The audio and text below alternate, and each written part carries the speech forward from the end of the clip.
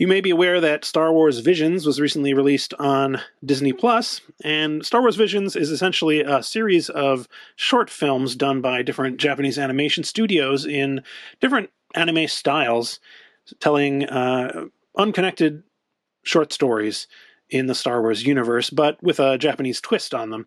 And, you know, as someone who has lived for many years in Japan in the past, and I, speak Japanese and translate Japanese professionally, I'm always interested in things that connect Star Wars and Japan. I'm not really a fan of anime itself, just never really clicked for me, but my 16-year-old son is a big anime fan, and we watched it together, so it was kind of interesting, to experience it through his eyes in some sense. He was actually aware of some of the studios that were involved. He's seen other things that they've done, so that was kind of cool. In any case, the first episode is what we're going to be talking about today, and that was called The Duel. That one is done in a kind of a samurai movie aesthetic, mimicking the samurai films of the 50s, I would say, the black and white samurai films of Akira Kurosawa and others. And it's definitely a very striking aesthetic. They've also done a pretty cool job of recreating a lot of Star Wars aliens, things like that, in a Japanese context, which I thought was really cool, giving them Japanese-style costumes and things like that. And I guess I'm not the only person who thought that, because Desert Octopus, friend of the channel and 3D modeler who has done a lot of action figures in the sort of vintage style for Star Wars, and he's also the one who scanned the vintage Jabba figure that I've used on so many projects here on the channel. He recently released a bunch of figures, all based on this first episode, just one after another. I was like, wow, he's really, really putting in overtime getting all of these done, because some of these figures, or characters, I should say, only appear in the film just for a few seconds.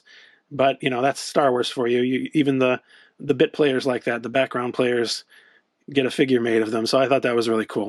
In any case, I decided I would go ahead and print all of the ones that he's made, up until now anyway, and show them off a little bit. Now, eventually I would like to maybe paint these in a black and white style to mimic what they did in the film, but I wasn't sure how long that would take, and I have a number of different irons in the fire at the moment with other projects that I'm doing, so I thought I would go ahead and get this out and show you these figures as they are. Now, if you don't have a 3D printer, these are available from, I think, various people on Etsy and elsewhere who are willing to print them for you. So you don't necessarily have to be printing them yourself just to get one of these. So what I want to do now is look at these individually. You probably can't tell a lot from this group shot here. We're going to look at them all, maybe in groups of 2 or 3, and talk about them a little bit. So let's go ahead and do that. So the first one we're going to look at is the Sith. This is kind of the leader of the bad guys, and she's appears to be leading a group of displaced former Stormtroopers. When we first see her on screen, she's dressed in this cloak with a mask and kind of baggy pants like that. It's a pretty cool looking look. I did have a little problem with this. I'm not sure if this cloak is meant to rest on the floor or not, but her feet stick out quite a bit, and so she always would sort of rest backward like that until I put a toothpick in here just for now to kind of give her a little more support. I may put a base on her, but for now I was just like, well, this works. And then later on we have, in the episode, we have her unmasked and, without the cloak on. So he has both versions of her. He also has a version of her very memorable weapon, which is essentially an umbrella with a bunch of lightsabers on the ends of the spokes. I didn't print that one because I wasn't sure just how I could incorporate it into this. It's a little hard to get her even to hold it, I think. And also, this is a problem that I'm going to mention, I think, more than once, but I only had standard Elegoo resin available to me right now, and I often will use ABS-like resin or other resin that has a little bit more give to it. The standard resin is pretty brittle, and I was afraid if I did these really thin spokes for the lightsabers that it would just end up breaking off. So I didn't do that. Next up, we have the Stormtroopers that are kind of her henchmen. Funny thing about this design that they've used is that they almost seem to be sharing one suit of Stormtrooper armor across the whole three of them here, because this guy, he's just got the shin guards and then like a chest portion here and then the pauldron on the shoulder. And then this guy here has nothing on his bottom half of his body, but he's got the chest and the bottom part of the helmet, which I thought was interesting. Oh, he's also and that unique Stormtrooper back there. And then we've got this guy who's got some, other mismatched parts like the chest and also shoulder armor, and just really kind of an interesting concept there. One thing you may have noticed is that a couple of these guys, I put some plastic on their feet. I could not get them to stand up, even after trying to sort of sand their feet down to get them perfectly flat. The balance is a tricky thing, I think, partially because of the weapons. And speaking of bases, I also put a base. This is just a vintage action figure base on this kind of pennant that they've got here, because that didn't come with any kind of base, and there's no way that it's going to stand up on its own. But yeah, these are pretty cool, and they come, I think you get all of these for the price of one figure, essentially, so it's a good deal. Next up, this is one of my favorites, this Gonk droid that was shown briefly with a teapot on top of it. And if you look at his feet, he's wearing little sandals. I think that's awesome. And then we've got the so-called boss of the village, who's actually a little boy. And we've got an old man who's a nine-num alien. I can't remember what they're called off the top of my head, but very cool design, I think, on that one as well. Next we have the so-called Ronin and his droid, which is a sort of a modified R2 unit. Here we have a close-up of him. Pretty cool design. Of course, Jedi, generally speaking, and Star Wars in general as well, borrowed heavily from Japanese culture and samurai aesthetics and things like that. So, bringing it back toward Japan is not really that strange at all. I also have a separate unsheathed sword you can use, although I'm reluctant to try too hard to put these in the figure's hands because, as I said, the regular resin that I used, it makes them a little brittle, and so I don't know. This one here we have with a little straw hat on, which I think is just hilarious.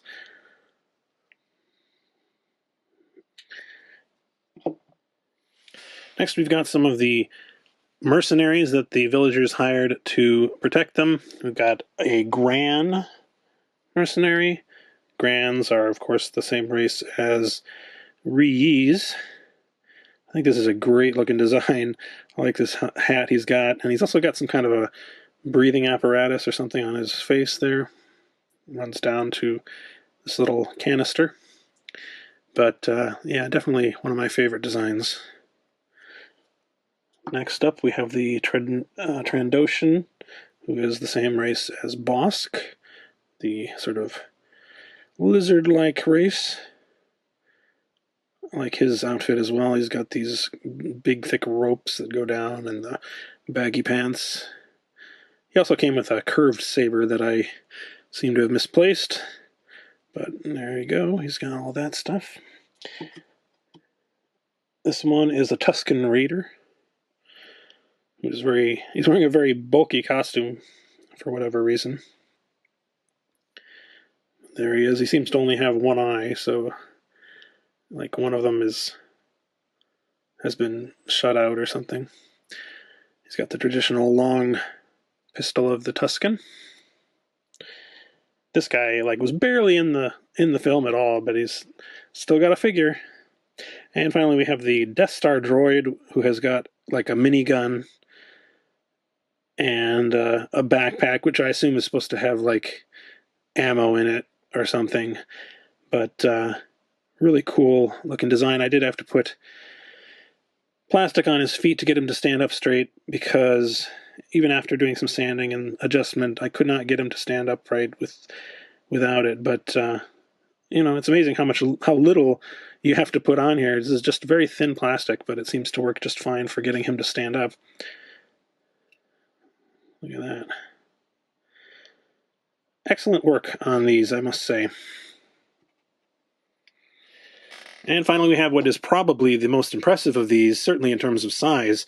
This is a Dug, or the same race as Sebulba from The Phantom Menace, riding on top of a converted probe droid. And so, if you can see, there's the droid there. They've put swords in all of the droid's hands, which is awesome. And then he's got little like Japanese lanterns all along the sides, and Sebulba's there on top, kind of working the controls. I'm really impressed with this one. It's also very, you know, it's big and heavy. I couldn't find good places to hollow out this mold, or this model, I should say, and so it's all basically solid, and so it's quite hefty. I could have hollowed this one out, the base, but that would kind of be dumb, because then you just make it extra top heavy. So I made everything solid, but you know, it printed just fine. Did use up a fair amount of resin though. So here they are together again. As I said, using the standard resin is not a good idea probably for these, because I ended up breaking a lot of the joints trying to assemble these, and I had to just glue them in place. And you know, even just getting the weapons in their hands can be difficult. So I'd recommend using something like ABS-like resin, or I'm sure there are other alternatives. I'm actually going to be working on a video kind of about that in the coming weeks, trying to come up with a better alternative for printing this kind of figure. But in any case, just be aware that you may have some issues assembling it depending on what resin you use. But aside from that, I'm really impressed with these models, and you know, if you're interested, I'll put a link to the Cults 3D page where you can purchase the models themselves if you want to print them on your own. They're not expensive individually at all. And also, you know, if you want to go to Etsy or someplace like that and try searching, I don't know, I don't have a specific place to point you to, but I'm sure that there are people who are already doing it or who will be printing these models for you. You know, if you don't have a 3D printer, you can do it that way. So just wanted to share these with you. I thought they were really cool, and that's about it for today's video. Thanks for watching. If you're interested in supporting the channel, like these people right here, including Angelica Brady and my other Palace VIPs on Patreon, check out the link in the video description.